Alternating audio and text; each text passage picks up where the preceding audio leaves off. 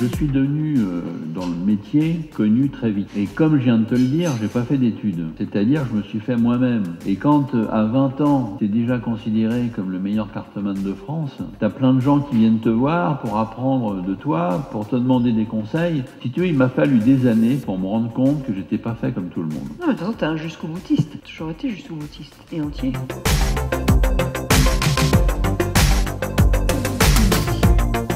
On parle des techniques, parce que les techniques, c'est concret. Il y a plein de techniques dans le champ de la magie, des nouvelles, des anciennes. Moi, je me souviens, par exemple, quand j'étudiais la magie, le Center Tier, ça m'avait vraiment impressionné. Cette idée-là m'avait semblé magique, même en connaissant ce qu'elle était. Elle est restée un peu sacrée dans mon imaginaire, cette idée. Quelle serait pour vous une technique magique, une idée de magie qui vous semble toujours extraordinaire, même des années plus tard? Question difficile, parce que... C'est très difficile comme question. Parce que, tu vois, là, je vais te répondre, moi, tel que je le sens à la seconde. Je saurais même pas te dire quelle technique est.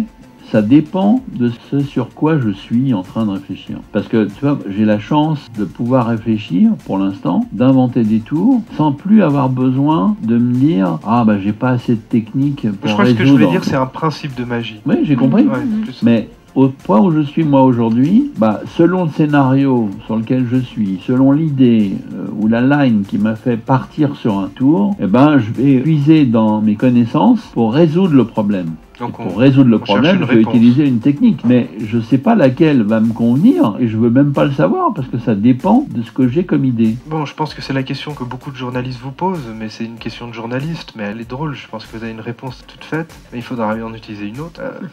Et donc, être vraiment sincère, est-ce que ça vous arrive? Est-ce qu'il y a des routines, des tours d'autres magiciens que vous n'avez jamais élucidés et qui continuent de vous interroger, une en particulier ou plusieurs? Et la question liminaire, c'est que beaucoup de mentalistes disent que à force de pratiquer des techniques et des spectacles de magie, ils se rendent compte que derrière tout ce qu'ils peuvent apprendre, il existe une forme de magie dont ils ne sont pas vraiment conscients, mais sur le ressenti des spectateurs, ils arrivent à percevoir des choses qu'ils ne peuvent pas écrire, qu'ils ne peuvent pas théoriser, mais qui les aident à faire des choix ou des choses comme ça. Est-ce que vous avez ressenti ça? Tu parles de choses ésotériques? Pas ésotériques, non, mais sur l'influence, par exemple, à force de... Non mais bien sûr, le problème du magicien, alors le mentaliste, a fortiori, c'est pire, parce que le mentaliste, pour tes lecteurs, c'est quelqu'un qui joue avec l'esprit des gens, qui devine la pensée d'autrui. On a au double fond parfois. Bien sûr, Philippe de Pertuis fait ça avec brio et beaucoup de talent. Mais sauf que l'approche de Philippe de Pertuis, qui travaille au double fond entre autres, c'est une magie ludique. Oui, certes, basée sur le mentalisme, mais totalement ludique et pour passer un bon moment. Alors qu'il y a plein de mentalistes qui utilisent le mentalisme comme moyen, effectivement, de pression, d'influence, comme tu disais. Et ça, pour moi, c'est pas louable. Ça c'est pas des artistes, c'est pas des magiciens. Dans le cadre d'un spectacle, c'est possible.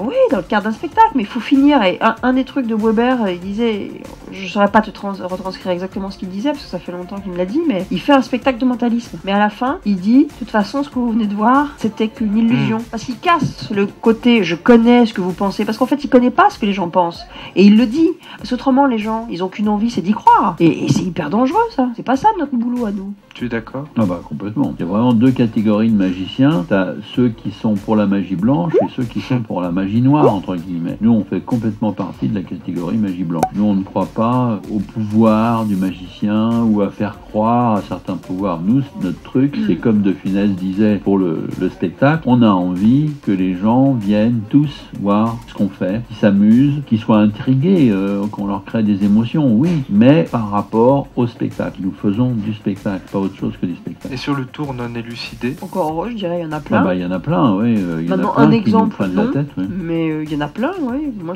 on a plein de choses quand on voit, parce qu'on se renseigne sur Internet, ça c'est génial. Après, ça peut être bien et moins bien, Internet, mais on voit plein de choses sur Internet, on se dit, mais c'est pas possible, comment ça marche? Et je trouve que c'est plutôt boostant et motivant que de se dire, alors... Quelque chose que j'aime pas du tout, on en voit sur Internet, c'est des émissions aux États-Unis, des tours de magie faits avec effets spéciaux, et après filmés et reconstitués comme une vraie démonstration.